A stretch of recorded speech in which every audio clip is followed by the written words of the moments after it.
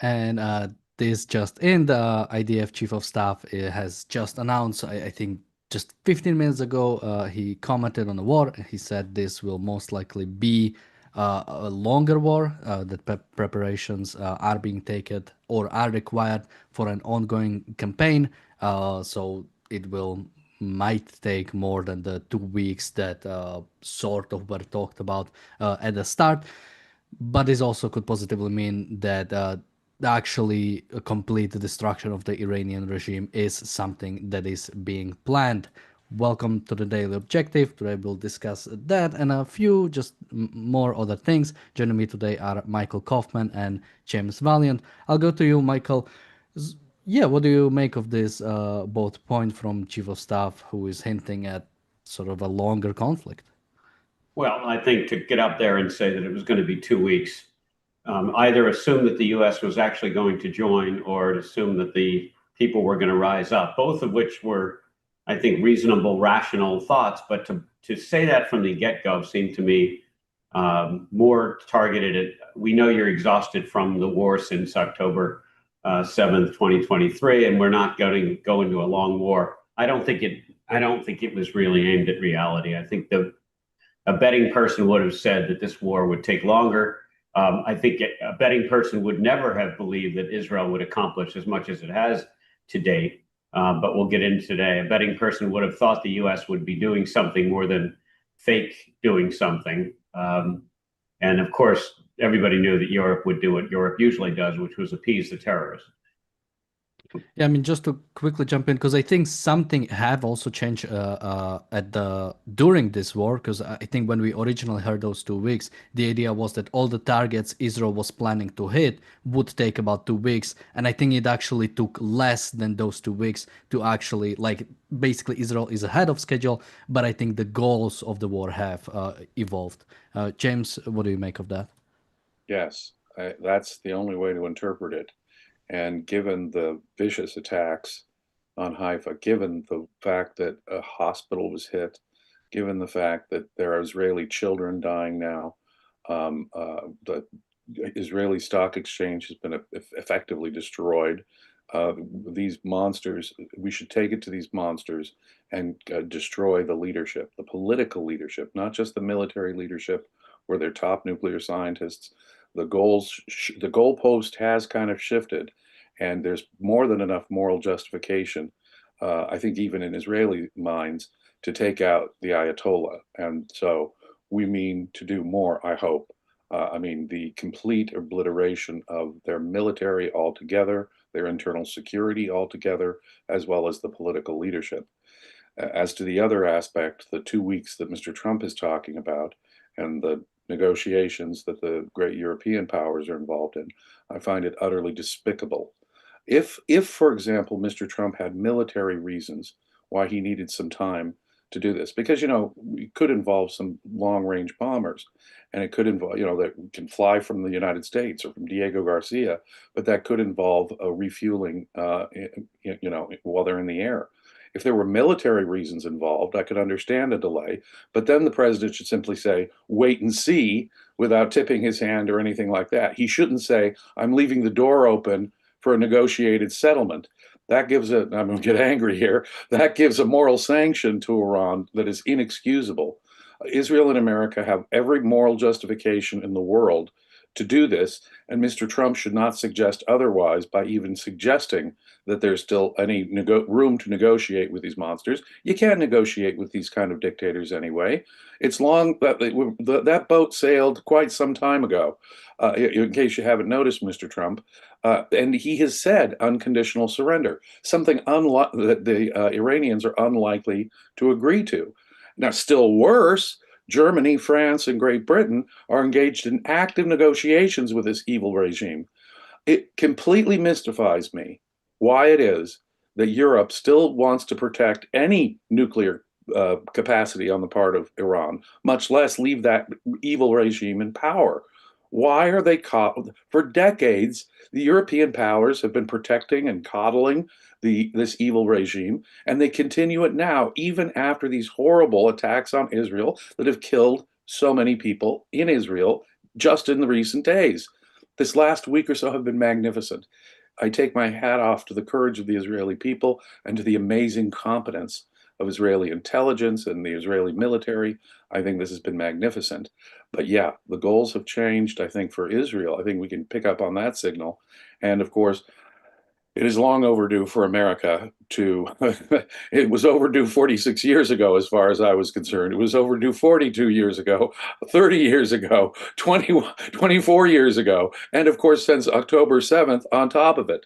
Americans have been killed by Iranians just in recent years. How many Israelis, how many Americans have to die before we decide to take out the leadership and let the Iranian people, I would let the Iranian people have a chance to decide for themselves what their next government should be. But we should go for the throat, and there should be no moral sanction or moral hesitation on the part of the United States to do everything we can to help Israel, at least from the air at this point. I just don't understand any other thinking. We have a super chat from Jonathan Honig. Thank you so much. A super chat from Bonnie. Thank you so much. And I think Bonnie in the chat is asking, can you explain about the Israeli stock exchange being destroyed? It was extensively damaged by one of the hits. It wasn't destroyed, but yeah, it has extensive damage. Now, funnily enough, apparently Israeli stock market is reaching all-time highs at the same time. So while the building itself might have been damaged, it looks like at least the spirit of Israelis or people who trade on the Israeli stock exchange is still relatively high, if not optimistic about the future of Israel. That's what I meant, badly damaged. I'm just indicating that there have developed in recent days a pile of reasons that justify Israel's public goals being altered here. We need to eliminate the Ayatollah. They've killed civilians. They're injuring children. They're hitting hospitals. They're badly damaging the Israeli stock market, although not damaging Israeli spirits. What a courageous and resilient people. And an economy that is light years ahead of any of their neighbors. That's all I meant, Bonnie. Yeah, and I mean, to go to you, Michael. So yeah, we have the Trump's 2 weeks that came out. Basically, the idea is that some decision will be made within 2 weeks. And of course, at the same time, we have the European leaders already. I think this has already happened, that they are meeting with the foreign minister of Iran to talk about some sort of a deal. I mean, is Israel being basically betrayed by almost every single aspect of Western civilization right now? Or is pretty much Israel left alone when it comes to dealing with Iran? Well, Israel is on, I mean, they're getting some help defensively from America. What's absolutely mysterious to me is we've seen very few, if I can't remember any deaths in Israeli military from the ongoing military operation. I might be missing something.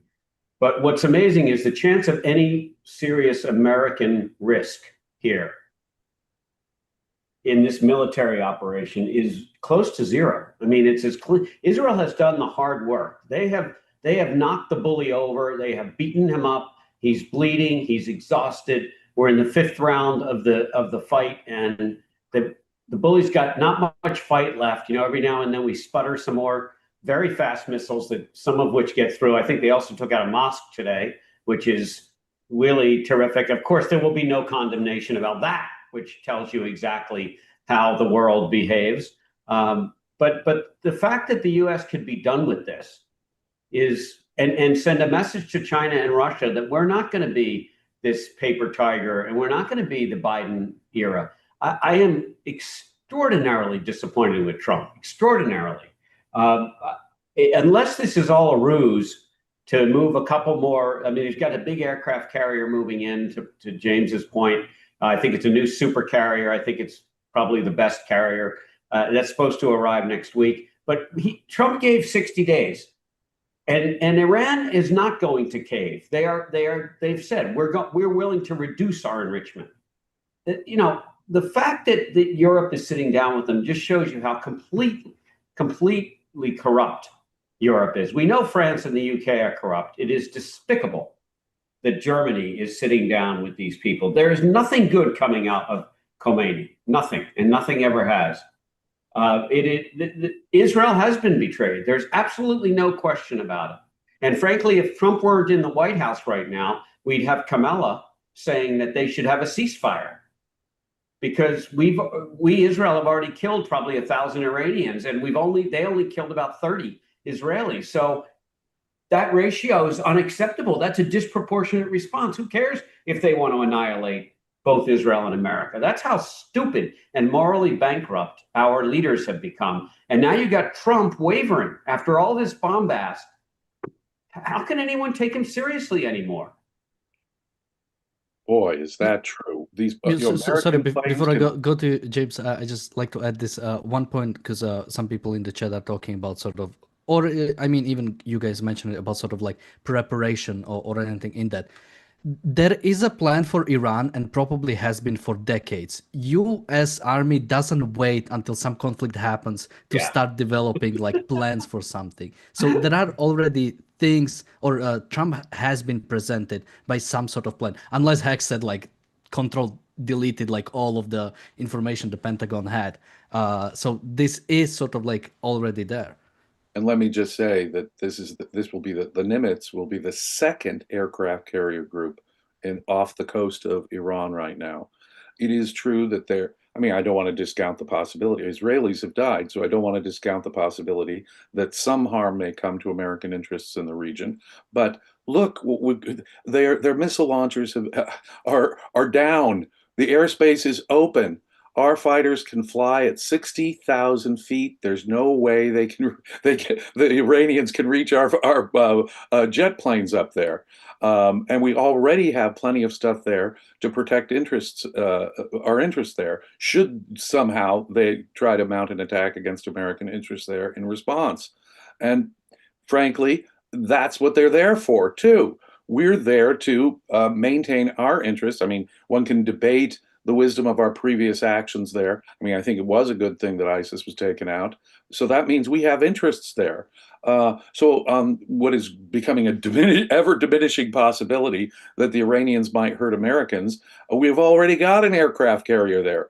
The jet planes involved in here can fly way above anything that Iran can reach. This is as Michael points out, this is our golden opportunity. Israel owns that airspace. Their missile launchers have been, largely destroyed. If we don't take advantage of this moment, we've missed a major golden opportunity. Now, as I say, I might give them a couple of days to get their military act together, whatever the pre-made plans were. But in that case, he shouldn't say, well, a diplomatic door is still ajar. We're going to give them a chance to negotiate. That only gives them a moral sanction that helps them in the international propaganda war. I don't get it. And it can only encourage them in keeping up the fight. Why are you encouraging them in keeping it up? It's nonsense. I'm with Michael.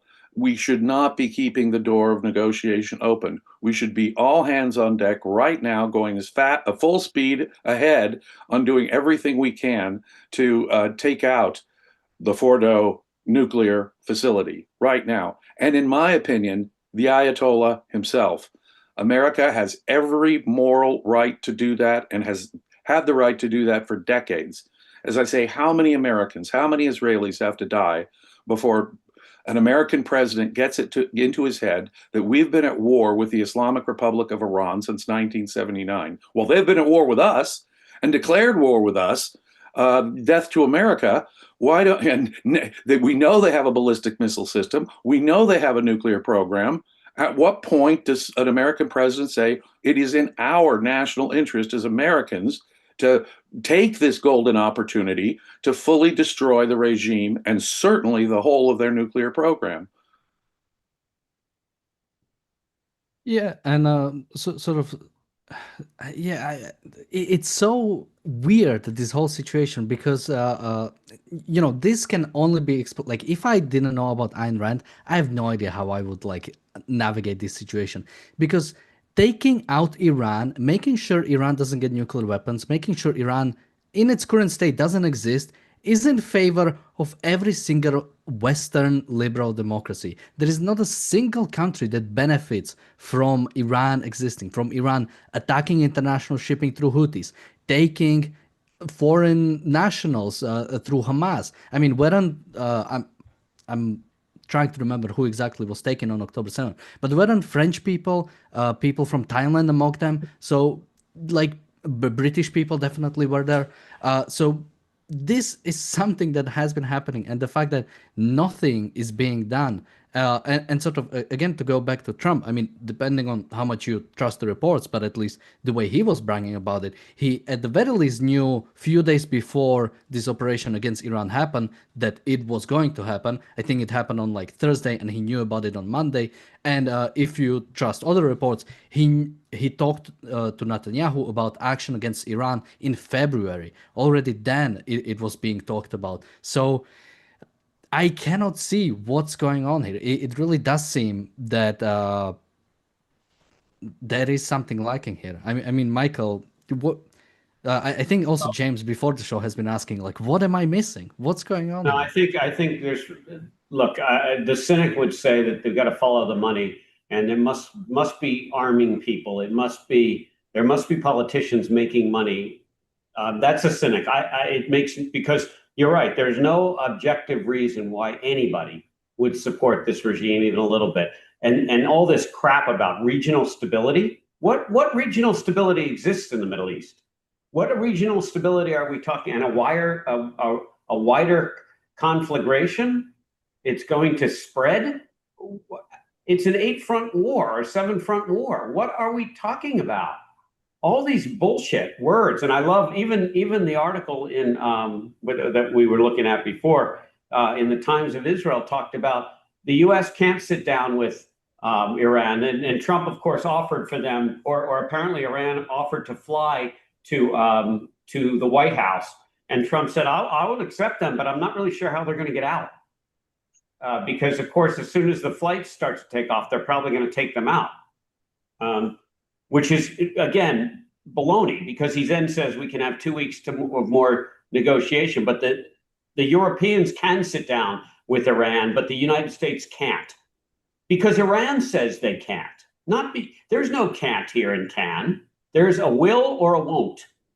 And the entire wording of all of this baloney, it's like World War II never happened. It's like we learned absolutely nothing from Hitler and the Emperor of Japan and Mussolini and so on, and Franco. Really, is humanity that stupid? And I think they are, because in America we defund the police and then we're shocked that crime goes up. That's a great analogy. We really are stupid, and we love to make the same mistake over and over again. And last point, remember the definition of psychosis. It's doing the same thing over and over again and expecting a different outcome. And if there's anything that we've done over and over, it's try to appease the Ayatollahs. Yeah, and again, sort of when it comes to Israeli actions, as much as we were criticizing it since October 7, when it comes to Iran, there is nothing to really criticize. That it's almost 100% perfect to the extent Israel has the ability or capability. It has been striking as hard as it could while preventing. I mean, I'm not sure if until now a single soldier died or single pilot died when it comes to Iran. I think one drone was taken down, which the Iranian state media has been sharing all around how they managed to destroy one drone while Israel destroyed over 1,000. So Israel is doing everything it can, and everybody has interest in taking out Iran, but it's still not happening. I mean, it's similar to like Ukraine, right? When the war started, European nations were slow to actually, well, some were better, so I don't want to put all of them in the same bag. But some country like Germany was so slow to provide any sort of support when everybody had interest in taking out Russia, and we are still trading with them. We are still letting China steal our intellectual property. I mean, James, where is this both short-sightedness, the idea that we believe that somehow these decisions will not come to bite us later in the ass? I think they're incapable of long-term rational thinking, or still worse, I think it comes down to, we've talked about all kinds of principles that Ayn Rand articulated that really are relevant to here, political principles, moral principles, but this one just comes down to A is A. As Michael says, it's an is or an isn't moment. You either grasp the situation or you don't. You're evading the facts of history, the facts of reality, the opportunity here. Iran is doing everything they can against Israel and America right now. There is no downside, absolutely no downside. All the Europeans are doing are trying to keep that regime alive. All the Europeans are doing is trying to even keep some nuclear program there going. Now, when you're confronted with that kind of irrationality, it really comes down to A is A. It really comes down to simply identifying the facts of reality for what they are. There's no conceivable reason for, why they coddle, as I say, Iran, and they have been for decades now, is absolutely mystifying. There's no moral, political, epistemological, it's a metaphysical thing here. They're simply evading reality. It comes down to A is A. This is our golden opportunity. Israel has done civilization a huge favor by giving us this golden opportunity. We need to take full advantage of it right now, because it serves no decent human being's interest on this planet to keep this regime in power, much less to keep it armed in any way. It's so fundamental that I'm afraid the only objectivist principle I can compare to is simply the law of identity. A is A. These people are evading basic facts. Yeah, and somebody in the chat is asking, why did Israel start a war? It cannot finish. It can finish it. It's been a week, and it has accomplished most of what it wanted on the sort of when it comes to destroying Start a war? They were attacked the moment Israel came into being in the late 1940s. They've been attacked repeatedly. They were attacked in the 1960s. They were attacked.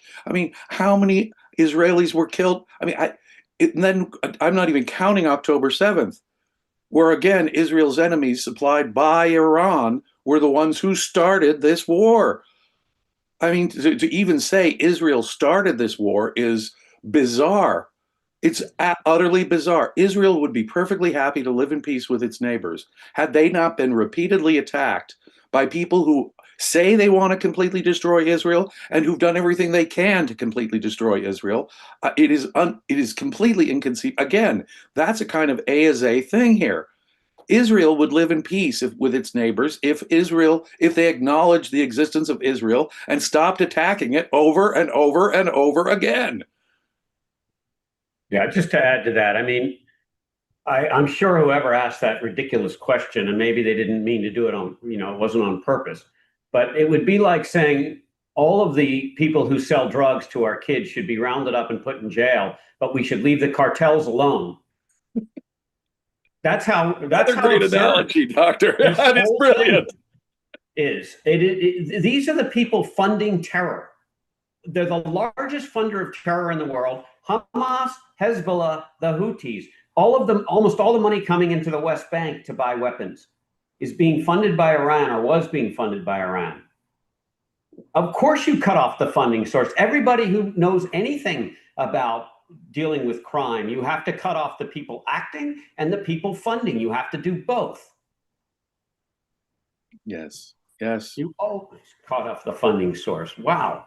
Yeah, and just quickly, somebody again jumps that nobody trusts Israel, which again, I love. We aligned ourselves with South Korean dictatorship during the Civil War. We allied ourselves with South Vietnam dictatorship when it was. We now ally ourselves with Saudi Arabia, one of the remaining absolutist monarchies, but allying ourselves with liberal democracy of Israel, that's going too far. We are compromising too much of our altruistic ethics if we ally ourselves with actually the good guys for once, instead of the least evil sides on even better, we just aligned ourselves with Syria because this was a former Al-Qaeda member, as opposed to a current Al-Qaeda member. Nobody trusts Israel, but we should trust Iran?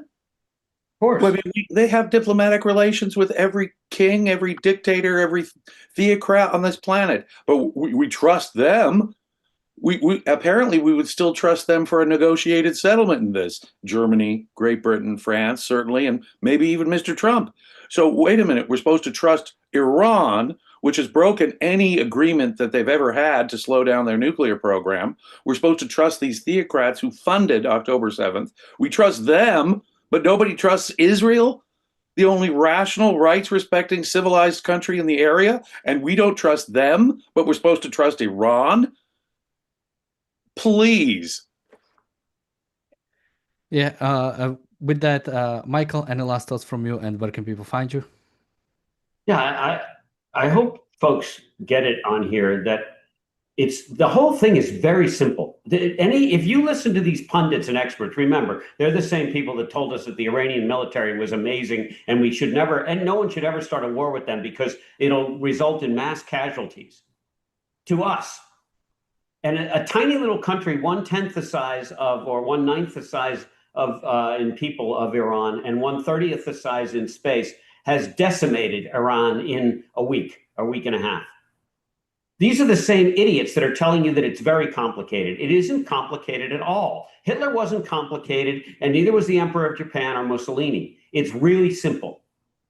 Frankly, Putin's not that complicated. If he didn't have his fingers on a nuclear button, which people that support Iran apparently want them to have the option, then we'd be done with Putin, I hope, maybe. But it is really simple, folks. There's good and there's evil. It's black and white. There's right and wrong. It's very simple. Michael Kaufman, 2Fs, LinkedIn. James, last thoughts from you, and where can people find you? I could not state it more clearly or eloquently than Dr. Michael Kaufman did just there. So I don't mean to trivialize this very serious matter, but ditto. And I'm James Stevens Valiant at Facebook. I'm there almost every day answering questions. I'm here frequently at Ayn Rand Center UK. Do consider becoming a paid subscriber to Ayn Rand Center UK almost every day. And we'll be back tomorrow with another episode of the Daily Objective. Thank you guys for joining me today. Thank you everybody for Thanks. watching, and Bye-bye. bye-bye. Be safe.